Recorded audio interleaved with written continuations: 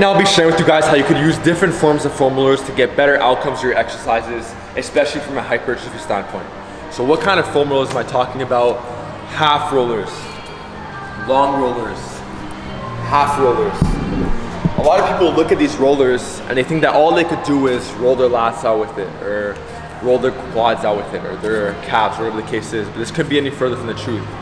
The reality is that you could use these foam rollers to aid in your hypertrophy journey, to put you in better mechanical positions, to get more output on the desired muscle. So I'm going to show you guys a variety of different examples. Probably haven't seen a video like this in a long time, and it's going to give you guys some new ideas with very simple, easy to do setups. So first things first, let's go into the seated curl. If I do a seated curl right now, and I grab dumbbells, my elbows are all over the place right now. So I can still get a great, bicep / forearm workout when I do my hammer curls, when I do my supinated curls, but the elbows are still, it's too flimsy. I don't have anything to brace against. And there's actually certain benches, I think they might be from Prime, where there's actually parts of the benches that come out and you can actually dig your tricep against something to get more stability. So you could actually mimic this yourself, do it yourself style, where you basically take the band, I'm gonna loop it right here. Now all I'm gonna do is just pull right here, and I'm just gonna anchor it, like so. So I literally took 5 seconds. I'm gonna take this half roller right here. I'm gonna put it low on the bench because I want it to be aligned with my lower tricep. So now if you look at me from the side view, I have something to brace my tricep against. So now, when I do my curl, I feel way more tight. My arm is a lot less flimsy when I'm doing the lift. So I can really drive my tricep into something. I could get way better pump for myself. If you have very lagging arms, this is definitely a great lift. You could do a hammer curl, do it supinated, and what you could do is once you can't do any more, you could just do a mechanical drop set where you do one arm at a time. If you want to extend this set even further, you go off the bench a little bit, still seated, but now I could use the rest of my energy I have left to get more reps. But the first few reps are starting out very strict.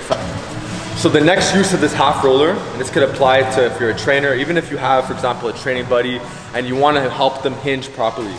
This is a great tool you could use because there's more surface area on it. It gives more reference points as opposed to like a broomstick, but it still gets the job done. So if I have Devin, for example, who's obviously a great hinger, obviously a great lifter, and if I want him to hinge better, pretend he never lifted a weight in his life, I would first assess him, but fast forward, I could take this half roller, place it on his glutes and his upper back, and now I would ask Devin to hinge back, soft knees, and this is gonna keep him more in line with the hinge. So he's able to recruit those hamstrings better and the glutes. And you hinge back up, right there, for a better RDL. Do one more repetition. You stop once the glutes can't go back anymore, come back up. Perfect. So the third thing we could use a foam roller for would be what's called the poor man's hack squat. If you guys aren't familiar with this, you take a full roller, so not the half one, and you would use this as a prep drill for certain individuals to get a more upright squat. So a lot of individuals, for example, they have a very hingy squat. So for example, they'll squat down and then on the way up, they shoot the hips back extend. We don't want that. If we're trying to target the quads, if we want a good amount of knee flexion, we could use certain drills like the poor man's hack squat to get a better desired outcome. So that way, if he does a couple reps with this, for example, 2 sets of 15 to 20, it'll set him in the right groove. So when he goes into, let's say, his high bar squats, his safety bar squats, he'll feel his quads a lot more. So the thing with the poor man's hack squat is you want to start at the low back, soft knees. We're gonna grab kettlebell right in front of us, so get it a bit right there, yeah. And we're just gonna drive those knees forward. Pause at the bottom for a 3 count, come right back up. Great for reinforcing a more upright squat. Great for keeping that rib cage over the pelvis.